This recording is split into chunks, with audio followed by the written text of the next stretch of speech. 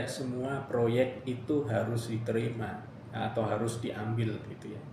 Ada opportunity proyek sekian M misalnya. Nah, oke langsung turun ambil, enggak. Kita assess dulu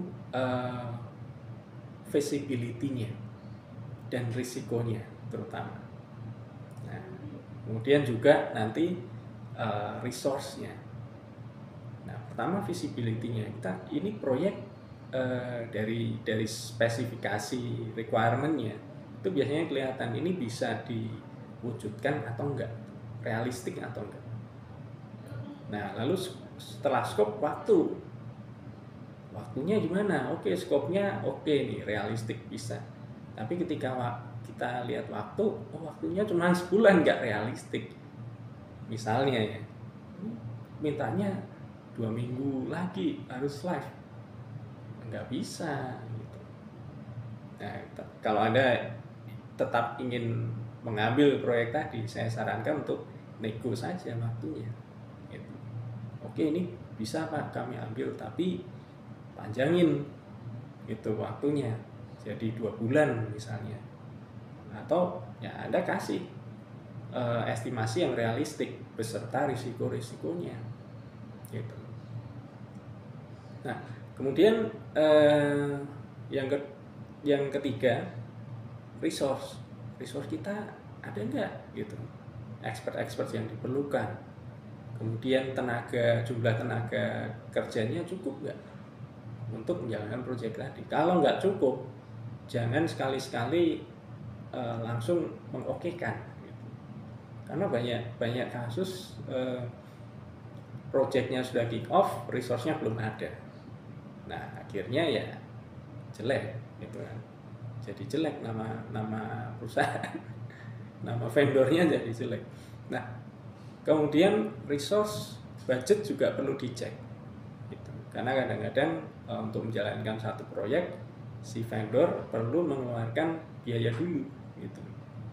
Nah, biaya operasional proyek, karena nggak semua nilai proyek itu keluar 100% di depan biasanya ya. Tapi DP dulu. Nah, sedikit DP itu kan cuma sekian persen.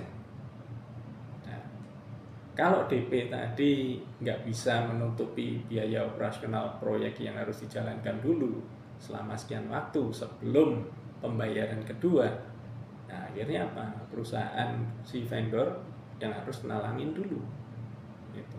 Nah, itu dihitung. Anda harus hitung cukup atau enggak nih. Oh, di bulan sekian kita keluar berapa. Nah, term of payment-nya jatuh di bulan keberapa. Nah, atau dari estimasi biaya Anda bisa tentukan, oh term of payment kedua harus di sini nih supaya budget kita aman. Nah, term of payment ketiga harus di sini. Nah, kemudian risiko, Anda harus mengakses risikonya dulu.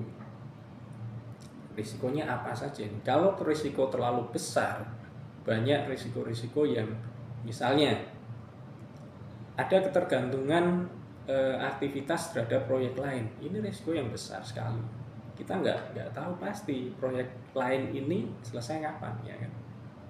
Nah, kemudian yang kedua, misalnya ada ketergantungan dengan pembelian sesuatu.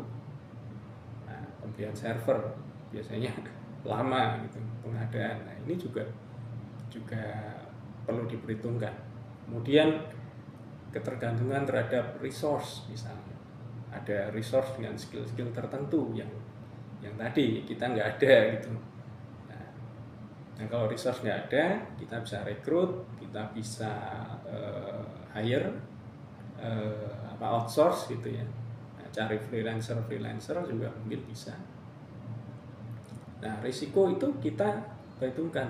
Nah, termasuk perhitungan cost benefit analysis.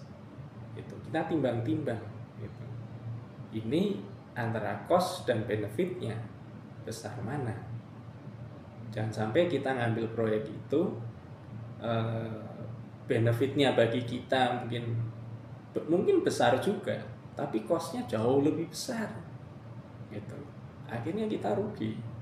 Oh, ini benefitnya besar sekali buat perusahaan, tapi cost-nya berapa gitu.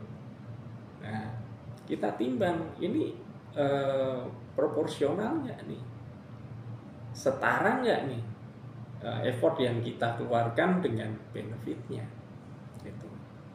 Nah, tapi sekali lagi juga tergantung justifikasi dari para top leader dari perusahaan tersebut, dari vendornya, top manajemennya, pasti punya pertimbangan sendiri.